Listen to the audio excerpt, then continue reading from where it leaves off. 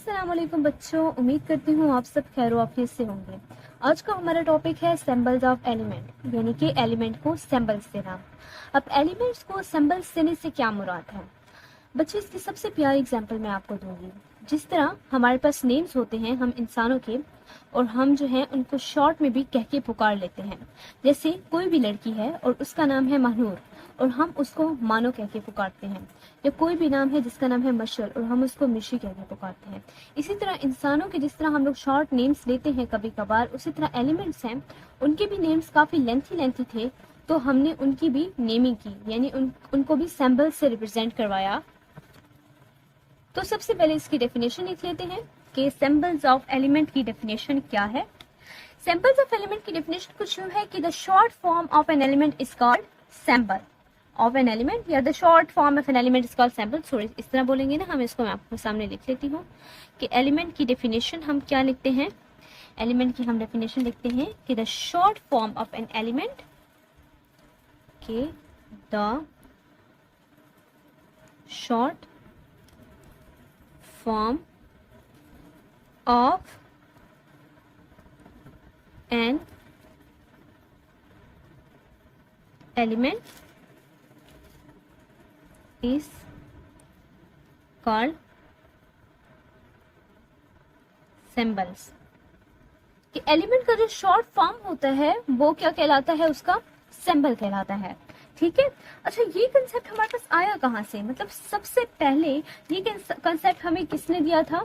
तो बच्चे सबसे पहले जो हमें ये कंसेप्ट दिया था वो दिया था जॉन डेल्टन ने, और उन्होंने हमें सबसे पहले ये कॉन्सेप्ट दिया था।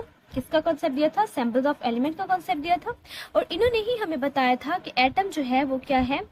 इन्होंने भी मतलब ये बात की थी कि एटम जो है वो इंडिविजिबल है, इंडिविजिबल है।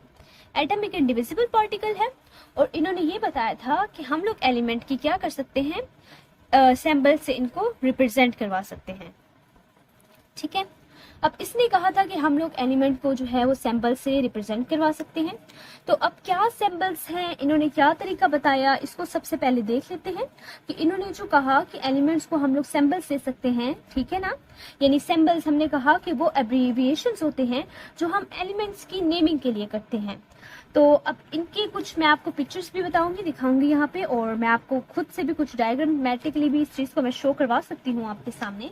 कि जैसे मेरे पास कोई सिंबल है, जैसे कि मेरे पास कोई एलिमेंट है ऑक्सीजन, ठीक है, जैसे मेरे पास कोई एलिमेंट है ऑक्सीजन, और इस ऑक्सीजन का जो सिंबल है वो है बिल्कुल गोल सर्कल। ठीक है, ये ऑक्सीजन का सिंबल जो है इसने बताया था। ठीक है, जैसे कि मेरे पास एक और एलिमेंट है नाइट्रोजन। नाइट्रोजन का मेरे पास सिंबल क्या है कि एक मेरे पास सर्कल है, और उस सर्कल के अंदर क्या है, मेरे पास एक लाइन है कुछ इस तरह। ये नाइट्रोजन का सिंबल है। ठीक है, इसी तरह मेरे पास कुछ दूसरे एलिमेंट्स भी हैं, जैसे कि मेरे पास है पोटाशियम। ठीक है, पोटाशियम का भी सिंबल है, और पोटाशियम का सिंबल क्या है मेरे पास कि एक सर्कल है, और उसके अंदर कितनी लाइंस हैं? 3 लाइंस हैं। कितनी लाइंस हैं? 3 लाइंस हैं। कार्बन है, और कार्बन क्या है, बिल्कुल ब्लैक है अंदर से। कार्बन क्या है, बिल्कुल ब्लैक है अंदर से बिल्कुल ब्लैक है। ये एक्चुअली जो है कॉन्सेप्ट है, ये हमें दिया था जॉन डेल्टन ने, जिसने कहा था कि हम हर एलिमेंट को उसकी एक प्रॉपर शक्ल बना के रिप्रेजेंट कर सकते हैं। ठीक है, यानी हर एलिमेंट की एक प्रॉपर शक्ल है, उससे उसको रिप्रेजेंट किया जा सकता है। ठीक है ना, बस इसको सारा एक ब्लैक कर दो, उसको रिप्रेजेंट किया जा सकता है, को डिनोट कर रहे हैं। ये जो सर्कल्स है ना, एक्चुअली ये सर्कल्स इसने इसलिए लिए क्योंकि इसने कहा कि जो एटम है ना वो भी बिल्कुल क्या होता है, गोल ही होता है। तो जब एटम गोल होता है तो इसने जो सिंबल्स बनाए उनको भी गोल बनाया, और उसके अंदर मुख्तलिफ शेप्स बनाए, और उन्हीं शेप्स को, ठीक है ना, उन्हीं शेप्स को इसने क्या कहा कि ये जो है ऑक्सीजन का सिंबल है, ये नाइट्रोजन का सिंबल है, ये पोटाशियम का सिंबल है, और ये कार्बन का सिंबल है। मुख्तलिफ किस्म के इसने सिंबल्स जो है बना लिए हर एलिमेंट के लिए। सवाल ये पैदा होता है कि ये तो चलो 4 एलिमेंट्स के हमने बना लिए, तो बाकी एलिमेंट्स के सैंपल्स किस तरह होंगे? ठीक है, अब हर एलिमेंट में लाइंस लगाना या हर एलिमेंट्स में कोई मुख्तलिफ शेप्स मौजूद हैं, कुछ इस किस्म का कॉन्सेप्ट इसका था कि हर जो सर्कल था ना, हर सर्कल उसके अंदर मुख्तलिफ किस्म की शेप्स मौजूद थी। ठीक है ना, मुख्तलिफ किस्म की शक्लें थी। देख सकते हैं कि इस पिक्चर में जो है मुख्तलिफ किस्म के एलिमेंट्स को शो किया गया है और उनकी मुख्तलिफ किस्म के सैम्पल्स हैं। ठीक है ना, और हर एलिमेंट की सैंपल देखें कि बिल्कुल मुख्तलिफ किस्म की है। और अगर आप देखें ना कि इस किस्म के अगर सैंपल्स बनाए कितनी टाइम कंज्यूमिंग है कि हम एक सैंपल बनाएंगे और उसके अंदर ये डिज़ाइनिंग करेंगे और उसको शो करवाएंगे। ठीक है ना, और दूसरा ये शेप्स है भी थोड़ी सी टफ, इनको बनाना भी मुश्किल है और ये कंसेप्ट ना काफ़ी ज़्यादा ना मतलब काम ना नहीं आ सका साइंटिस्ट के ना। ठीक है, कॉन्सेप्ट सबको जॉन डल्टन का पसंद आया था कि जॉन डल्टन ने एक यूनिक कॉन्सेप्ट दिया है, मतलब इससे पहले किसी को भी ख्याल नहीं आया था कि हम एलिमेंट्स को सैंपल से रिप्रेजेंट करवाएं। तो जॉन डल्टन का आइडिया काफी अच्छा था, लेकिन ये रिजेक्ट हो गया क्योंकि इसके अंदर काफी मुश्किलात और पेचीदगियां पेश आ रही थी। तो उसके बाद एक और साइंटिस्ट मैदान में आए जिनका नाम था बेrzelius। ठीक है, बेrzelius ने क्या कहा था, हम उसके कॉन्सेप्ट को देख लेते हैं। बेrzelius ने अपना कॉन्सेप्ट दिया 1814 में। 1814 में बेrzelius आए और उन्होंने क्या किया, अपना कॉन्सेप्ट दिया। बेrzelius ने क्या कहा, बेrzelius ने कहा कि हम हर एलिमेंट को एक खास सैंपल से रिप्रेजेंट करवा सकते हैं। कैसे, अब उसका कॉन्सेप्ट हम समझने की कोशिश करते हैं।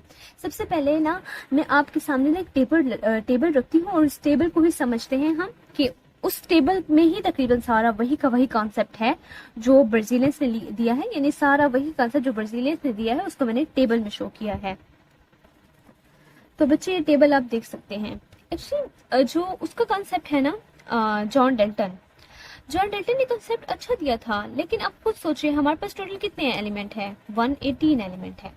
ठीक है, अब 118 एलिमेंट्स की इस तरह शेप्स बनाना बहुत मुश्किल है कि किसी की आप सर्कल बना दो, किसी में लाइंस लगा दो, किसी की कोई और डिजाइनिंग कर दो, तो इस तरह डिजाइंस का सोचना और बनाना ये काफी ज्यादा कंसेप्ट जो है मुश्किल लग रहा था साइंटिस्ट को। ठीक है, तो इस कंसेप्ट को रिजेक्ट कर दिया गया। तो एक और कंसेप्ट हमारे पास आया जो कि बेrzelius का था और इस कंसेप्ट को मैंने टेबल में शो किया है। बेrzelius ने क्या कहा, पॉइंट नंबर 1, हम पॉइंट्स नीचे लिख लेते हैं, फिर उसके बाद हम क्या करेंगे, हर कॉन्सेप्ट को समझेंगे। तो पॉइंट नंबर 1 जो था बेrzelius का वो ये था कि हम क्या करेंगे, एलिमेंट्स को शो करवाएंगे उनके नेम्स के बेस पे। अब एलिमेंट का नेम क्या है हमारा, हमारे पास फॉर एग्जांपल अगर हमारे पास कोई एलिमेंट है ना, उसका नेम है हाइड्रोजन। ठीक है ना, अब एलिमेंट का नेम जो है वो हाइड्रोजन है। अब ये जिस लैंग्वेज के ये एलिमेंट्स के नेम होंगे ना, उसी लैंग्वेज की ही बेस पर उन एलिमेंट्स को नेम्स दिए जाएंगे। हाइड्रोजन को इन्होंने किससे शो करवाया, जस्ट इसके अपने सिंबल से, पहले कैपिटल लेटर से। यानी कि उन्होंने क्या कहा था कि जितने भी, यानी मोस्ट ऑफ द केसेस हम क्या करेंगे, जो एलिमेंट का पहला लेटर होता है ना उसको कैपिटल लेंगे और उसी को ही सिंबल बना देंगे।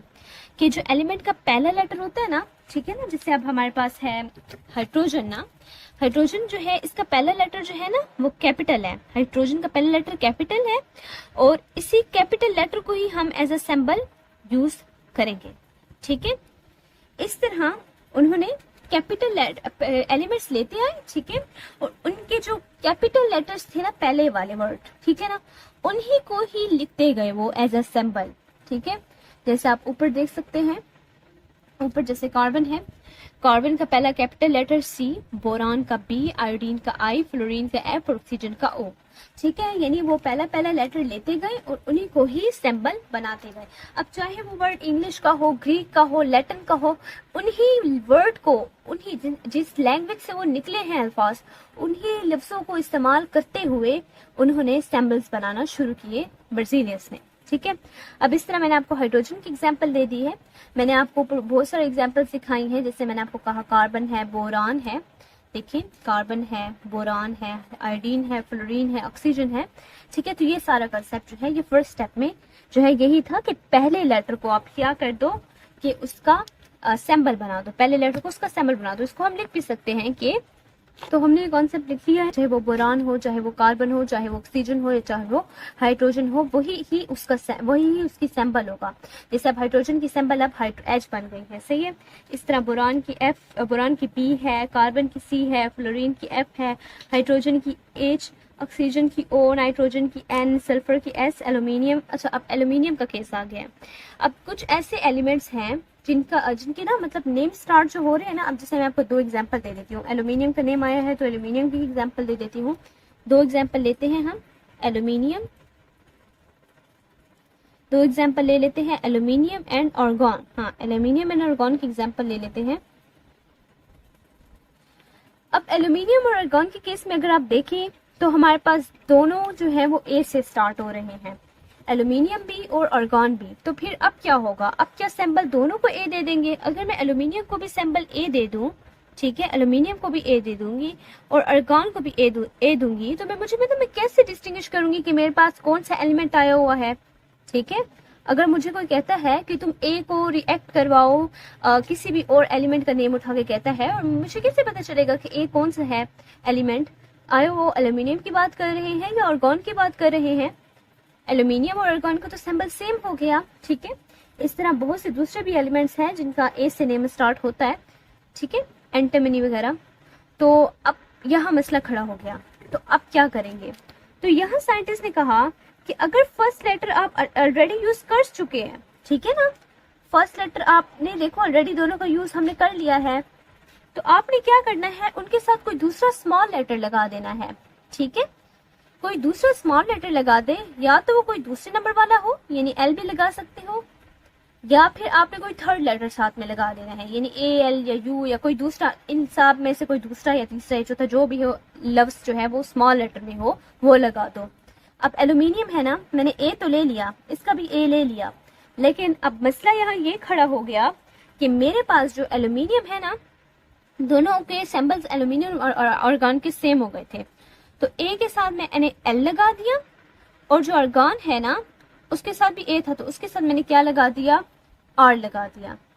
अब एल्यूमिनियम का सिंबल एल बन गया और आर्गॉन का सिंबल एआर बन गया। तो पॉइंट नंबर 2 यानी सेकंड पॉइंट हमारे पास क्या है, तो सेकंड हमारे पास क्या कॉन्सेप्ट है, सेकंड हमारे पास क्या रूल है कि if the first letter has already been used then the initial letter in capital together with a small any other letter from its name are used.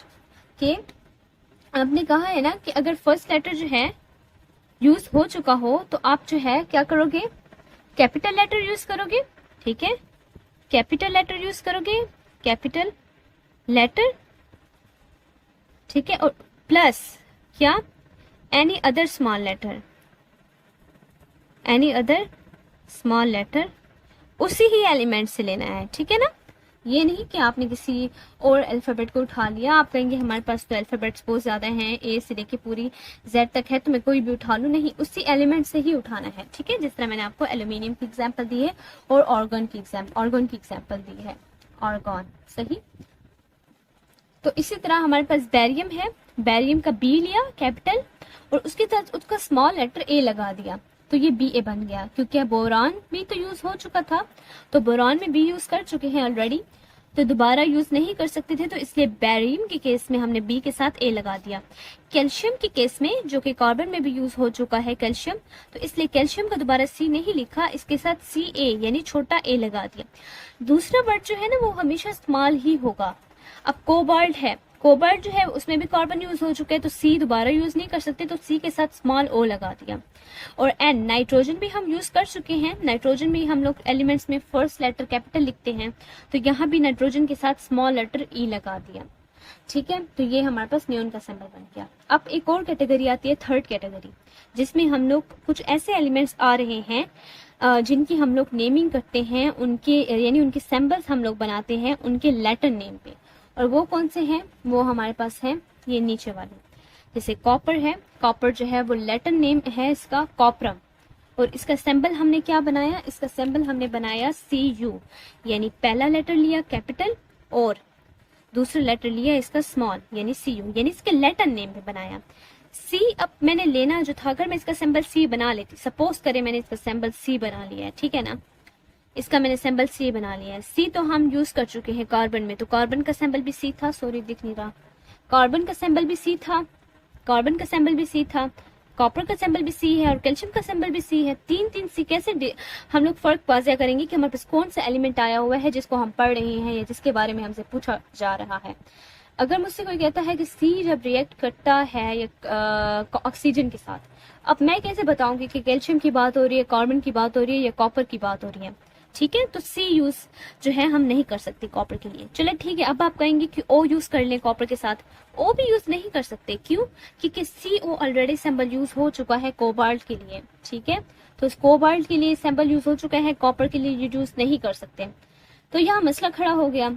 तो इन्होंने कहा कि अब हम एक और तरीका आजमा लेते हैं कि कुछ एलिमेंट्स जो कि लैटिन नेम है, लैटिन वर्ड से निकले गए हैं, जैसे कि मैंने कहा था ना, इंग्लिश वर्ड से निकला गया है तो इंग्लिश की बिना पर नेम दे दो, लैटिन से निकला गया है तो लैटिन की बेस पे दे दो, ग्रीक से निकला गया है तो ग्रीक से दे दो, ठीक है ना। तो अब कॉपर जो है वो लैटिन नेम है, ठीक है ना। इसी तरह इंग्लिश, ग्रीक लेटर्स और ग्रीक और लैटिन लैंग्वेज से जो है हमारे पास जो है मुख्तलिफ किस्म के जो सैम्पल्स हैं वो बनाए गए हैं। जैसे कॉपर का मैंने बोला कि कैल्शियम का भी देखें सी है तो इसके लिए सी ए यूज किया है, कोबाल्ट के लिए सी ओ यूज किया है, कार्बन के लिए सी यूज किया, तो कॉपर के लिए सी ओ यूज नहीं कर सकते थे। तो इन्होंने इसका लैटिन नेम देखा कि कॉपर जो है वो एक लैटिन है, वर्ड कॉपरम से निकला है, ठीक है। कॉपर जो है वो एक लैटिन वर्ड कॉपरम से निकला है। तो कॉपरम के जो सी यू है उसको उन्होंने क्या किया, सी यू का एक सैम्पल बना दिया। इस तरह मर्क्यूरी का भी इन्होंने लैटिन नेम लिखा कि लैटिन नेम जो इसका ये लैटिन नेम से निकला है और इसका सिंबल इन्होंने एच और यहाँ से जी लिया, ठीक है, ये दो ले लिए। इस तरह फेरम, आयरन जो है वो लैटिन वर्ड फेरम से निकला है, फेरम है लैटिन वर्ड इसका, तो लैटिन वर्ड इसका फेरम है तो एफ इसका सिंबल बना दिया। इस तरह गोल्ड का एरम एयू और लेड का प्लबम पी, पी को लिया और बी को लिया, इसमें ए और यू को लिया। तो फर्स्ट लेटर कैपिटल है, मस्ट है, बाकी लेटर्स को आप किस में लोगे, हमेशा स्मॉल लेटर्स में लोगे। तो ये था सिंबल्स ऑफ एलिमेंट का थोड़ा कंसेप्ट, जिसको हमने तीन कैटेगरीज में डिवाइड किया। पहली कैटेगरी के अगर एलिमेंट्स हमारे पास मौजूद है तो उनको सिंबल्स इस तरह दो कि पहला लेटर जो है कैपिटल हो और वही जो है उसका सिंबल हो। लेकिन अगर वो ऑलरेडी यूज हो चुका है तो फिर पहला लेटर कैपिटल और उसके साथ कोई भी उस जो एलिमेंट है उसके नेम में से कोई भी दूसरा लेटर उठा लो, जैसे सी ए उठाया, कोबाल्ट में से ओ उठाया, सी के साथ लगा दिया, तो ऐसा कर लो।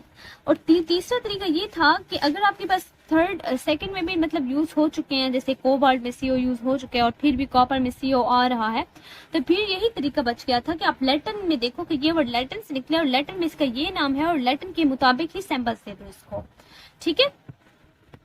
थर्ड पॉइंट हम लिख लेते हैं कि हमने किसकी बेस पे नेमिंग दे दी, हमने दे दी लैटिन के नेम पे, लैटिन के बेस पे नेमिंग, लैटिन की बेस पे नेमिंग, ग्रीक की बेस पे नेमिंग या इंग्लिश नेम की बेस पे नेमिंग, जिधर से ये सारे एलिमेंट्स निकले हैं, सही।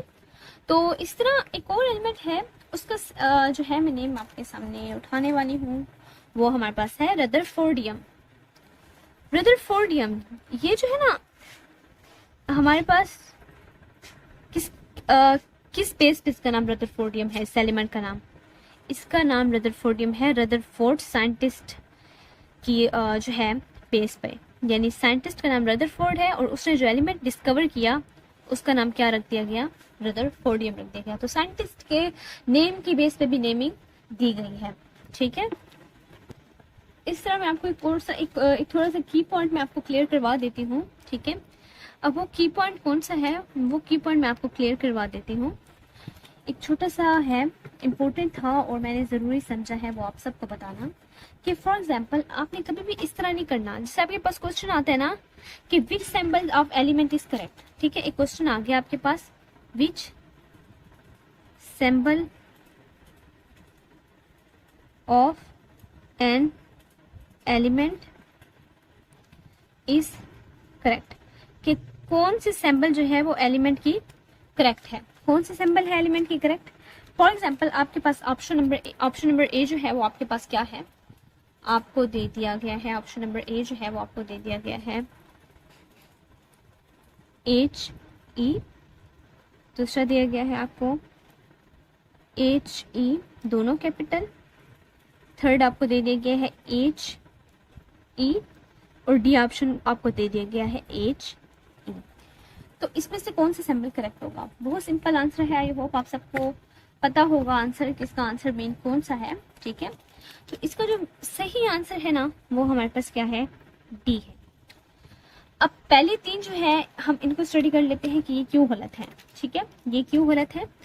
पहला ऑप्शन तो इसलिए गलत है क्योंकि हमने कहा था कि पहला जो एलिमेंट है वो हमेशा कैपिटल होगा, कि जो फर्स्ट एलिमेंट होता है, फर्स्ट लेटर, मैं फर्स्ट एलिमेंट बोल रही थी, जो फर्स्ट लेटर होता है वो हमेशा क्या होता है? फर्स्ट लेटर हमेशा कैपिटल होता है, लेकिन ये तो स्मॉल है, तो ये ऑप्शन क्या हो गया? गलत हो गया। यहाँ फर्स्ट लेटर तो कैपिटल है लेकिन दूसरा लेटर कभी भी कैपिटल नहीं होता, ये हमेशा क्या होता है? स्मॉल लेटर होता है। ठीक है, तो ये क्या हो गया? ये भी गलत हो गया। दूसरा, फिर फर्स्ट लेटर जो है इन्होंने क्या रखा हुआ है? हमारे पास स्मॉल रखा हुआ है, लेकिन ये तो हमारे पास कैपिटल होता है, तो इसको भी कैपिटल होना चाहिए था, तो ये भी गलत। जबकि दूसरा इन्होंने कैपिटल रखा हुआ है तो इसको स्मॉल होना चाहिए था। ठीक है, इसको स्मॉल होना चाहिए था। ये कैपिटल है, ठीक है, और ये स्मॉल भी है, तो ये ऑप्शन हमारे पास क्या है? करेक्ट है। तो ये हमारे पास एक एमसीक्यूज था जो मैंने कहा मैं आपको करवा दूं ताकि आपको कॉन्सेप्ट जो है वो सारा का सारा क्लियर हो जाए। तो बस ये कंसेप्ट था, मैंने कहा था मैंने आपको एक एक चीज़ इसकी क्लियर करवानी है और अल्हम्दुलिल्लाह मैंने आपको हर चीज़ क्लियर करवा दी है। तो बस एक और पॉइंट है थोड़ा सा, वो भी मैं बता दूं। आप कहेंगे मैम बार बार जो है कहती हैं एक और पॉइंट और एक और पॉइंट। अच्छा, एक मज़े की बात यह है ना कि एक जो ब्राजीलियंस ने दी थी ना 1814 में, हमारे पास कंसेप्ट दिया था ना एलिमेंट के सैम्बल्स का ना, तो एक कमेटी बैठी थी हमारे पास, यूपिक जो है जिसको नेम दिया गया, यूपिक नेम दिया गया कि जो कि स्टैंड फॉर है international unit of pure and applied chemistry. तो ये कमेटी बैठी थी और इस कमेटी में ना क्या हुआ था कि बड़े बड़े जो केमिस्ट है ना वर्ल्ड वाइड, वो सारे आए थे, पूरी दुनिया के आए थे केमिस्ट, और उन केमिस्ट ने मिलकर जो है एलिमेंट्स पर जो है ना एक सील लगा दी। क्या सील लगा दी? कि इस एलिमेंट का सैंपल ये है और इस एलिमेंट का सैंपल ये है, और उसको एक किस्म का समझो सील कर दिया, मोहर लगा दी, ठप्पा लगा दिया कि बस इसका सैंपल यही है और इसका सैंपल यही ही है। ठीक है, तो एक किस्म का इन्होंने कंफर्मेशन कर ली थी एलिमेंट्स के सैंपल्स पे। ठीक है, तो बस आज का यही लेक्चर था जिसमें हमने सैंपल्स ऑफ एलिमेंट पढ़े। तो मैं आपको लास्ट पे एक टेबल भी शो करवा लेती हूँ, इस टेबल को भी आप देखें कि ये टेबल है हमारे पास सैम्बल्स ऑफ एलिमेंट का, जो कि हमारी बुक में मौजूद है। ठीक है, और नेक्स्ट जो मैं आपको शो करवा रही हूँ ये एक और टेबल है, ये भी आपकी बुक में मौजूद है। ठीक है, तो बस इस टेबल को आप स्टडी कर लें, अच्छे से रीड कर लें। इसके सैम्बल्स लिखे हुए हैं, एंटीमनी लिखा हुआ है, copper, gold, iron, lead, mercury, potassium, silver, sodium, tin, tungsten, और फिर इसके आगे इसके पूरे जो लैटिन नेमिंग है वो भी लिखी हुई है। लैटिन और ग्रीक दोनों हो सकते हैं, सॉरी मैं जस्ट लैटिन नहीं कह रही, लैटिन और ग्रीक दोनों हो सकते हैं, और उनके फिर आगे सैम्बल्स भी लिखे हुए हैं। आई होप आपको मेरा लेक्चर पसंद आया होगा। अगर आपको मेरा लेक्चर पसंद आया है तो ज़रूर जो है मेरे चैनल को सब्सक्राइब करें, लाइक करें और शेयर करें, और बेल आइकन को ज़रूर प्रेस करें। अल्लाह हाफिज़।